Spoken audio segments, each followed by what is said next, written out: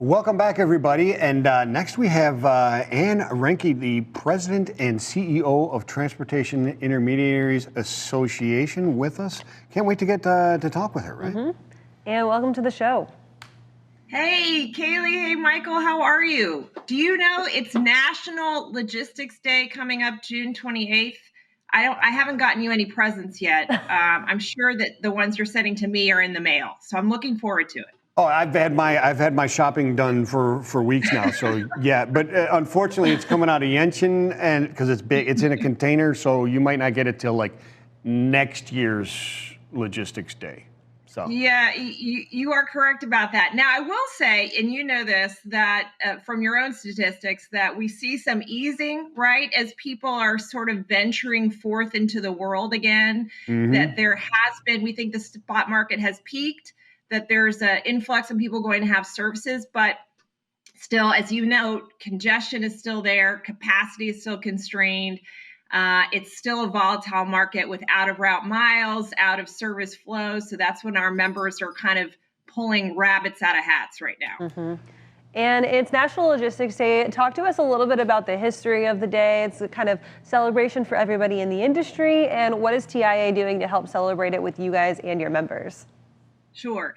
So one of our really great members, Logistics Plus, they're based out of Erie, Pennsylvania, celebrating their 25th anniversary this year, as a matter of fact, came up with this idea in 2019 to celebrate the outsized influence of this industry in a way that an industry that people don't really know much about. Now, the pandemic has made, as you know, brokerage a lot more visible and a lot more understandable. But at the time, it was really a way to sort of magnify our presence. Look, we're about $214 billion economic impact in the United States. And so we're kind of like under the radar. They wanted to make us out of the radar.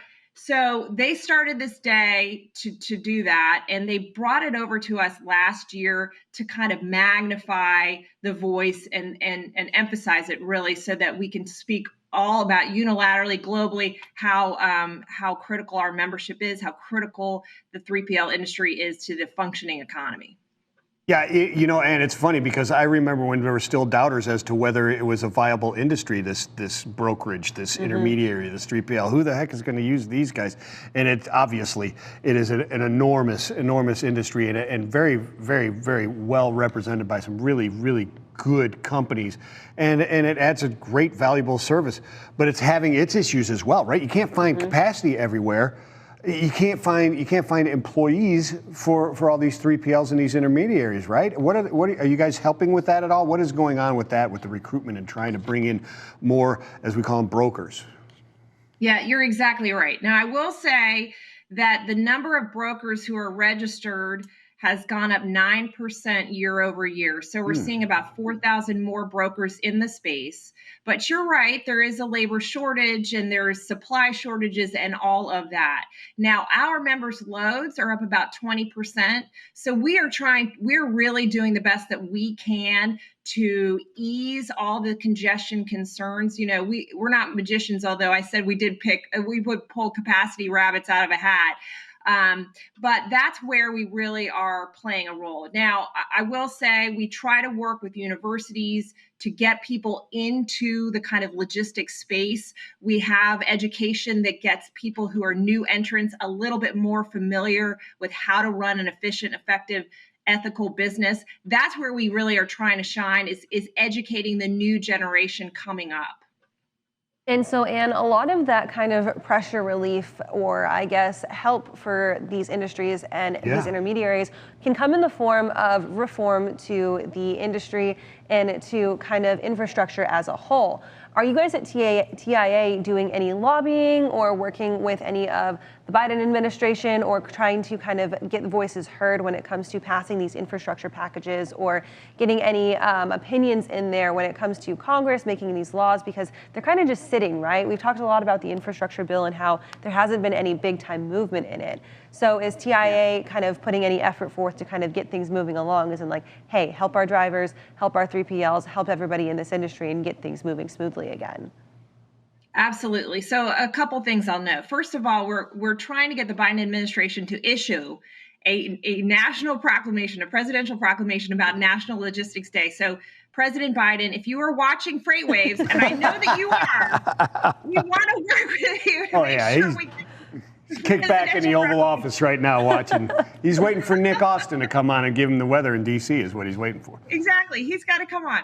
Yeah. So that's one effort. But second of all, yes, absolutely. The infrastructure dynamic, it's sort of bigger than us, but we're playing in it, right? The infrastructure dynamic at this point, it's really about how we're going to pay for it, whether or not we can get a bipartisan solution. But there are, incremental changes that we are asking for. One is we would love to have a clear definition about what a safe carrier is through the Motor Carrier Safety Selection Standard. We've been pushing that, as you know, for a number of years. We have a House bill. We're working on a Senate bill. Maybe we can get that included in a larger infrastructure package. And the second thing is we're trying to get definition around what a dispatcher is a dispatcher is not supposed to broker freight. What is the role of the dispatcher? We want the FMCSA to issue some guidance on that. Of course, we're largely supportive of infrastructure generally, as you might expect. We need it. We want to make sure there is, routinized funding for our highways because that's our lifeblood. Yeah, I imagine, as you were talking there, a lot of the things that you guys are worried about or concerned about is bringing clarity to some of those nebulous laws that leave it open to interpretation as to who is negligent or not negligent, whose duty it is to vet these carriers and how far till it says, okay, broker XYZ, you did your job in vetting this carrier, even though they failed and were negligent, you're off the hook, right? Off the hook makes it seem a little nefarious or something, but somebody's got to be held responsible, and it's hard to do the proper vetting and be sure of where you're at and have the right insurance, et cetera, unless you know where the lines are drawn, correct? That's exactly right. And so, as you know, because the system where our government kind of rates trucks is one through a physical audit, can you imagine during a pandemic, was anyone from the FMCSA going out to do a physical audit of any trucking companies? Absolutely not. Not only did they not have the personnel, but they didn't even have they weren't even coming into the office, right? There was a remote workforce. So if you're relying on physical audit and physical audits for a variety of reasons aren't happening, how can we be sure what our truck carrier ratings are? So what we're trying to do is there's a whole bunch of data out there, as you know. Let's use that data. Let's compile it. Using the data, let's figure out what our standards should be. And then red light, green light, right? If it's a red light, don't use that carrier. If it's green light, absolutely. That way there'll be certainty in the marketplace. And that's really all we're wanting.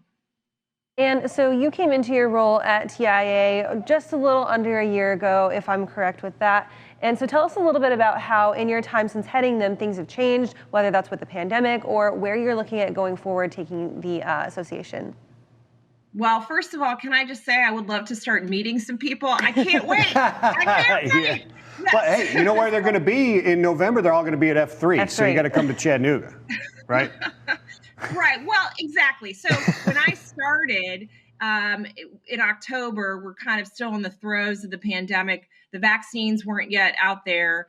Now things are looking up. So I'm actually going to start meeting some of our board members. I'm going to start meeting some of the staff I haven't even met yet. So the biggest difference, I think, is that we're looking towards, one of our core functions is networking, as you know. And so we're looking forward to having some in-person networking events here at the end of the latter half of the year. One, our policy fly-in to actually meet with members of Congress to talk about these issues you and I, we all talked about. And then second of all, our 3PL Extend, which highlights technology, innovation, et cetera, in October in San Antonio. Awesome. Excellent stuff. So, and what are you seeing in the technology field right now, right? There's been a lot of things that have advanced because of COVID. We've talked about it ad nauseum, how events on society, stressors, they increase the innovation and advancement in technology, et cetera. What are you seeing as some of the most important stuff that in technology within the intermediaries? Gosh, well, transparency, right? One, where your carrier is, where the capacity lies. I think transparency is huge. And then obviously, the more easily you can freight match, the better it is long term. And so our members are investing in any number of technological solutions. We have a lot of vendors who are members of the association who provide assistance in that regard. I mean, that's where they want to be. People want to know if there's these constraints. And as you said, your present to me is coming next year for National Logistics Day. They want to know where things are, and they want to know how they can get that capacity. And so that's really what we're focusing on. And I see going forward, if our members don't invest in that, they're really going to be left behind.